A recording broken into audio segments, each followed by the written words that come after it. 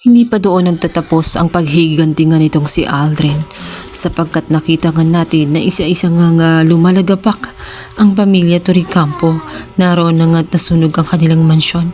Inakasahan pa mismo itong si Edward kung saan wala naman talaga itong kamalay-malay nung mga time na yun. Ngunit nakalaya si Edward dahil sa tulong rin ni Paolo. Hindi pa nakontento itong si Aldrin dahil gusto pa niyang maging magulo pang muli ang mga Torrecampo. Pinapalabas pa niya ngayon na si Paolo umano ang naturang anak sa labas at hindi talaga si Edward. Akala ni Aldrin maniwala sa kanya itong si Paolo, subalit dinedma lamang siya ni Paolo at iniisip ni Paolo na siya ay traidor at hindi dapat paniwalaan.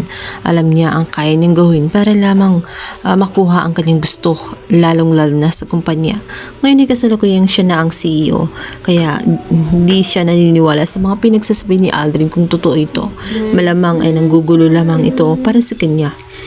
Subalit hindi tumigil si Aldrin dahil maging kay Thea, ito ay pinarating niya ang isang lihim kung saan ikakatuwa ni Thea dahil noon aping-api silang dalaw ni Edward na halos isuka sila nitong si Greg dahil ayaw ni Greg kay Edward. Para sa kanya ang pinakamamahal lamang niya at talagang pinagpopokosan niya ng pansin ay walang iba kundi ito ngang si Paolo. Kaya naman hindi na umaasa itong si Thea na tulungan pa sila ni Greg. Ngunit sa pagkakataong yun ay tela, isang malaking pabor ang kanyang nakita, isang malaking himala na akala niya ay katapusan na nga at lulubog na nga siya ng gusto dahil si Edward ay talagang tinapon na parang basura ng kanyang amang si Greg. Sa isang business party, magkikita-kita sina Greg at si Thea.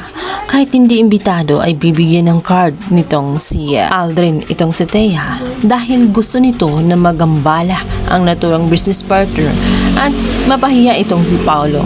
Dahil dito na nga mag-iiskandalo itong si Thea at talaga namang ipapahiya niya sa harapan itong si Paolo sa harapan mismo ng kanyang ama na sa Greg. Ayon sa kanya ay nakakahiya umano sapagkat ang pinagtutuunan niya ng pansin at talagang hinahangad niya na maging tagapagmana at susunod sa legacy ng naturang Torrecampo. Isang malaking pagkakamali pala dahil hindi naman pala talaga siya ay totoong Torrecampo. Ng pagkakataon kung saan makakaganti na nga si Edward at itong si Thea dahil nga sa mga pinagsasabi nga nitong si Aldrin na agad naman silang naniniwala. Ngunit ang totoo talaga ay nanggugulo lamang si Aldrin at ni isa sa kanila ay wala talagang anak sa labas. Pinagmumukha lamang ni Aldrin ang mga Torrecampo ng mga tanga na nag-aaway sa isa't isa kahit wala naman dapat pag-awayan.